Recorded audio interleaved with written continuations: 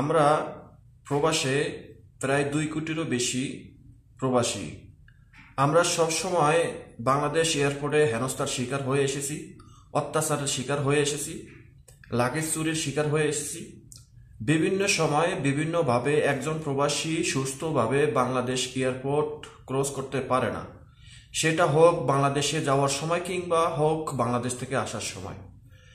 আমরা দেখেছি বিভিন্ন সময় বিভিন্নভাবে প্রবাসীদের সাথে প্রতারণা করার নমুনা। আমরা দেখেছি বিভিন্ন সময় প্রবাসীদের লাগেজ চুরি করে, লাগেজ কেটে বিভিন্ন ধরনের মাল সামানা চুরি করে নেওয়ার ঘটনা। আমরা আজকে যেই আপনারা স্ক্রিনে ফলো করেন, এই যে ভাইটি একজন প্রবাসী, এই ভাইটিকে বিমানবন্দরে 5-6 জন পুলিশ মিলে পিটিয়ে তাকে রক্তাক্ত করে তাকে ক্ষান্ত হয়নি, পাশাপাশি তাকে জরিমানাও গুনতে হয়েছে। হাজার হাজার শত শত মানুষের সামনে, তার ফ্যামিলি মেম্বারদের সামনে তাকে হেনস্থা করে, তাকে পিটিয়ে, তাকে ঠোঁট মুট ফাটিয়ে দিয়ে রক্তাক্ত করে এবং তাকে পাশাপাশি জরিমানার আওতায়ও নিয়ে এসেছে। এই ভাইটি যদি কোনো রকম কোনো অপরাধ করে থাকতো তাহলে দেশে আইন আছে, আইন কানুন আছে, তাকে বিচারের আওতায় নিত, অ্যারেস্ট করতে পারত।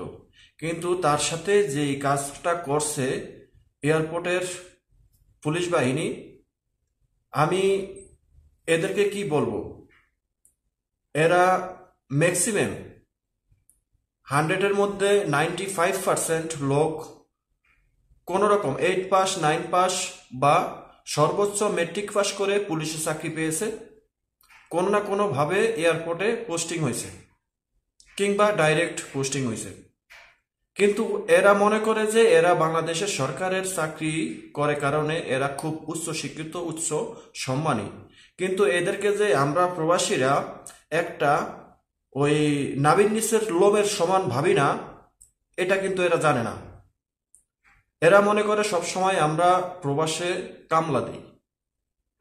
আমি এদেরকে বলতে চাই যে একজন প্রবাসী প্রতি দৈনিক তার সিগারেটের পিছনে যে খরচ করে সেই টাকাটা তারা এই বাংলাদেশের পুলিশ বাহিনী বা যে কোনো বাহিনী বলি, যারা এই জনগণের উপরে অত্যাচার করে, আমি তাদেরকে উদ্দেশ্য করে বলি, যারা গুটি কয়েক পুলিশ আছে তাদেরকে আমি উদ্দেশ্য করে বলি, এরা একজন প্রবাসীর প্রতিদিনের সিগারেট খরচটা তার বেতনের সমান, অন্ততপক্ষে 2 দিনের বেতনের সমান, কম করে হলো 2 দিনের বেতনের সমান একজন প্রবাসীর প্রতিদিনের সিগারেট খরচ।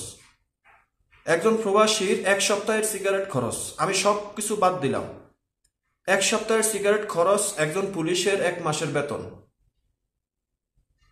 কিন্তু এরা এই প্রবাসীদের সাথে, বাংলাদেশটা দাঁড়িয়ে আছে প্রবাসীদের রেভিডেন্সের উপরে, সেই প্রবাসীর গায়ে এরা যেভাবে হাত তুলছে, আমরা যারা 2 কোটিরও বেশি প্রবাসী আছি আমাদের সবাইয়ের গায়ে হাত তোলা হয়েছে, একজনের গায়ে কিন্তু হাত তোলা হয়নি।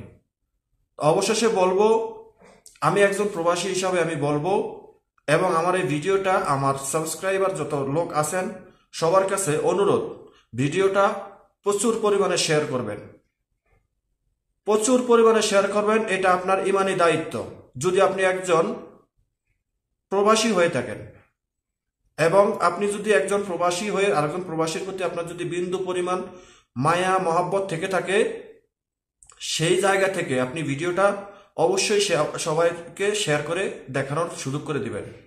এই প্রবাসীর ভাইয়ের গায়ে যেভাবে হাত তুলছে, যারা হাত তুলছে তাদেরকে তদন্ত করে বের করে কঠিন শাস্তি, জনসম্মুখে কঠিন শাস্তি যতক্ষণ না পর্যন্ত না দিবে, আমি সব ধরনের প্রবাসীদেরকে আহ্বান জানাবো, আমরা রেভিডেন্স শাটডাউন করব।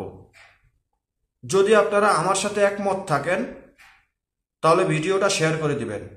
আজকে এই প্রবাসী ভাইয়ের সাথে যেটা হয়েছে কালকে আপনার সাথে সেটা হতে পারে, আমার সাথেও হবে, এতে কোনো ভুল নেই।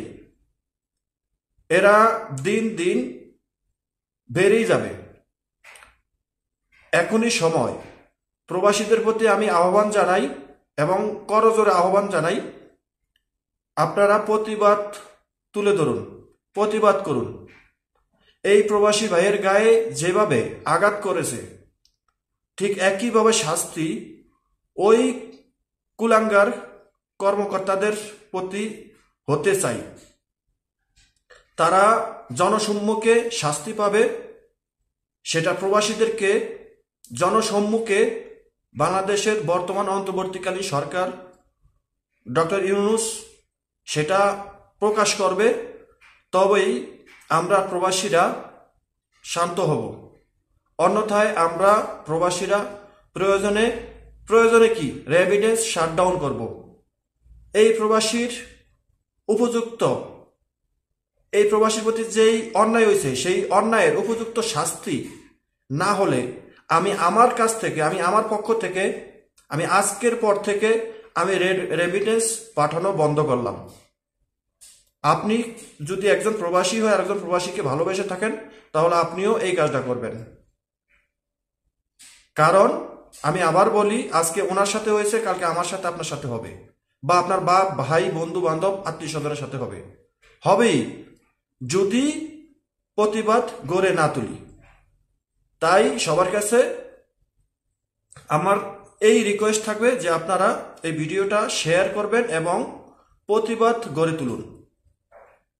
ভিডিওটা বেশি বেশি করে শেয়ার করুন। কারণ আমরা অনেক বছর ধরে দেখে আসছি, আমি